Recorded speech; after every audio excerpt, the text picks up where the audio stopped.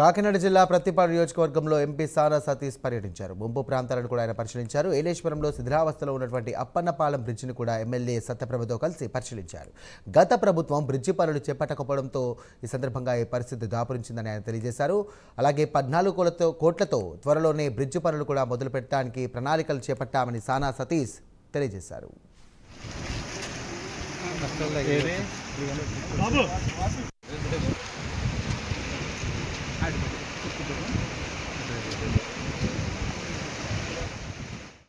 సత్యప్రభ గారు, మా జ్యోతుల నవీన్ గారు, జిల్లా ప్రెసిడెంట్ తోట నవీన్ గారు, గోపి గారు అందరితో కలిసి, బాబీ గారు అందరితో కలిసి ఈ అప్పనపాలెం బ్రిడ్జి చలమయ్య గారితో అందరితో కలిసి వచ్చి ఈ అప్పనపాలెం బ్రిడ్జ్ పరిస్థితి చూడటానికి వచ్చాం. ఇది చాలా దయానీయ పరిస్థితిలో ఉంది. ఈ బ్రిడ్జ్ వలన ఒక 10 గ్రామాలకి రాకపోకలు అంతరాయం కలుగుతుంది. చుట్టూ తిరిగి వెళ్లాల్సి వస్తుంది.